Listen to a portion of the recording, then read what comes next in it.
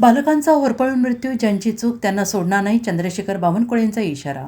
अमरावती जिल्हा स्त्री रुग्णालयाच्या नवजात शिशु कक्षात सोमवारी पहाटे भीषण आग लागली. व्हेंटिलेटरचा अचानक स्फोट होऊन पेटलेल्या या आगीत 3 नवजात बालकांचा दुर्दैवी मृत्यू झाला आहे. 6 बाळांना सुरक्षित बाहेर काढण्यात आले. या 6 बाळांपैकी काहींची प्रकृती चिंताजनक आहे. त्यांच्यावर शेजारील सुपर स्पेशालिटी हॉस्पिटलमध्ये उपचार सुरू आहेत. आता यावर पालकमंत्री चंद्रशेखर बावनकुळे यांनी प्रतिक्रिया दिली आहे.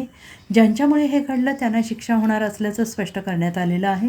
नुकताच चंद्रशेखर बावनकुळे यांनी माध्यमांशी संवाद साधला. यावेळी ते म्हणाले, खरं तर ही घटना घडली आहे, चौकशी अंती पुढे येईल, पण तांत्रिक चुकांमुळे किंवा एखाद्या अग्निशामक व्यवस्थेमध्ये झालेल्या बिघाडामुळे किंवा चुकीमुळे जे काही घडलं असेल त्याचा रिपोर्ट येईल, त्यावर नंतर आपण भाष्य करू. पण मला असं वाटतं की या घटना पुन्हा या राज्यामध्ये किंवा अमरावतीमध्ये होऊ नयेत याची आम्ही काळजी घेत आहोत. पुढे ते म्हणाले, अशा घटनांवर राजकारण होऊ शकत नाही. गरीब श्रीमंताचा वाद इथे नाही. तुम्ही अमरावतीच्या पालकमंत्री होता.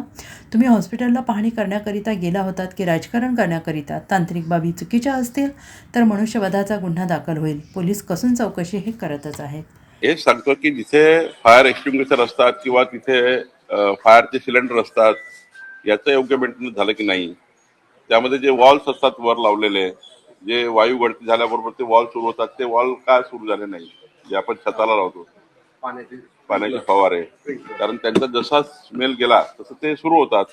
हे सर्व तांत्रिक बाबी आहे. यामुळं ते मेंटेन केले की नाही, ते केव्हा लावले होते, ते का कुठल्या कंपनीने लावले, काय केलं, साऱ्या गोष्टी आहे.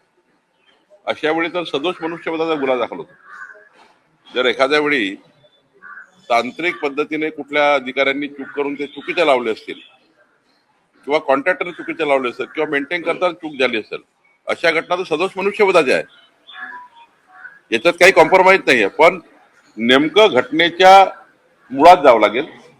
भंडाऱ्यामध्ये घटना झाली होती, आम्ही सदोष मनुष्यवधाचे गुन्हे दाखल केले होते. याच्यातही जावं लागेल, पण एकदा चौकशी करून जावं लागेल. बावनकुळे साहेब, जी 2022ला ज्या रुग्णालयामध्ये ही घटना घडली, त्याच रुग्णालयामध्ये पुन्हा ही घटना घडते आणि सेम त्याच पद्धतीचा स्फोट झाला होता व्हेंटिलेटरचा, आणि आताही तो स्फोट झालेला आहे आणि तेच टेंडर त्याला दिलं होतं अशी देखील माहिती नाही. भंडारा घटना वेगळी आहे. अमरावतीमध्ये सप्टेंबर 2022 ला अशी घटना घडली होती. त्यावेळेला एक बालक मरण पावला होता, 2-3 लोक जखमी झाले होते. चौकशी झाली, पण चौकशीचा अहवाल तर गुंडाळला गेला. ते बघावं लागेल 2022चं काय झालं. पण या घटनेत मात्र मी स्वतः 5 वाजतापासून चेक करतोय. 4-5 गोष्टी पोलिसांनी आढळल्या आहे.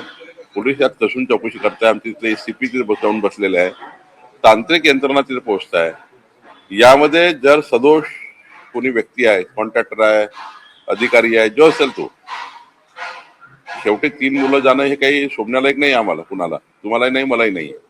त्यामुळं सदोष मनुष्यवध आहे का हे त्या ठिकाणी बघावं लागेल. कारण सदोष जर असेल, त्यातून झालं असेल तर मात्र याच्यातून आम्ही कारवाई करू.